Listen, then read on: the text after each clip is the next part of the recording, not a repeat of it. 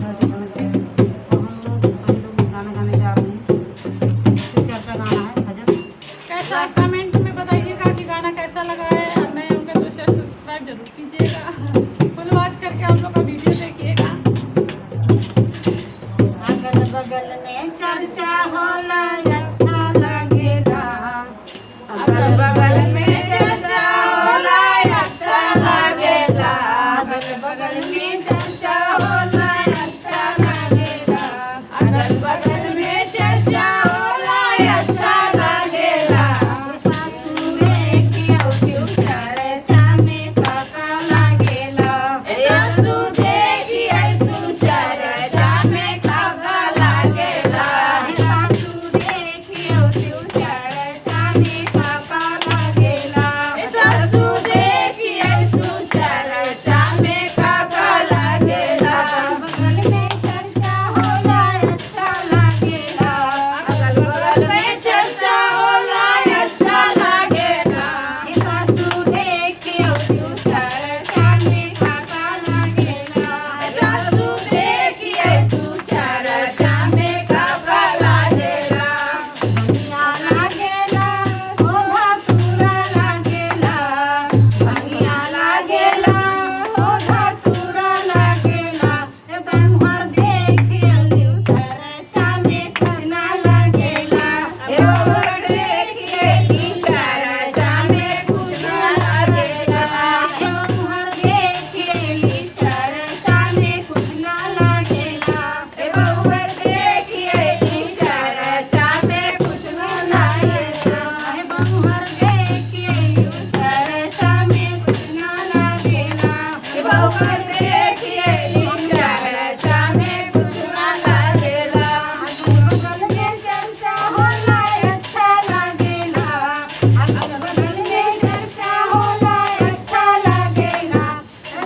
गठनी देखियो क्यों चर्चा में काका लगेला। अगल बगल देखियो क्यों चर्चा में काका लगेला। बगल में चर्चा होला अच्छा लगेला। गठनी देखियो क्यों चर्चा में काका लगेला। गठनी देखियो क्यों चर्चा में काका लगेला। गठनी देखियो क्यों चर्चा में काका लगेला। गठनी देखियो क्यों चर्चा में काका लगेला। हलवा लागेला ए हो पूरी लागेला। हलवा लागेला ए हो पूरी लागेला। हलवा लागेला ए हो पूरी लागेला। हलवा लागेला ए हो पूरी लागेला। रानी देखियो चर्चा में कुछ ना लगेला। रानी देखियो चर्चा में कुछ ना लगेला। रानी देखियो चर्चा में कुछ ना लगेला। रानी देखियो चर्चा में कुछ ना लगेला। अगल बगल में चर्चा होला अच्छा लगेला। अगल बगल में चर्चा होला अच्छा लगेला। अगल बगल में चर्चा होला अच्छा लगेला। नंदी देखियो चर्चा में काका लगेला। नंदी देखियो चर्चा में काका लगेला। नंदी देखियो चर्चा में काका लगेला। नंदो देखियो चर्चा में काका लगेला। संगिया लागेला ओ मिसिरा लागेला।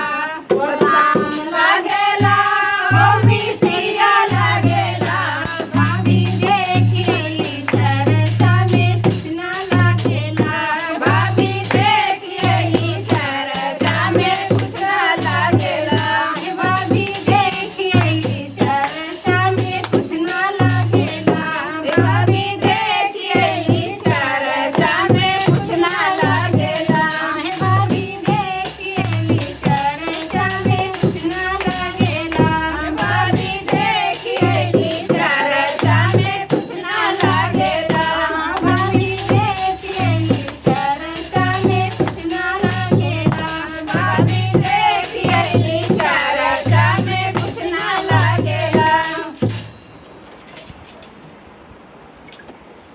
मजा आएगी काम को तो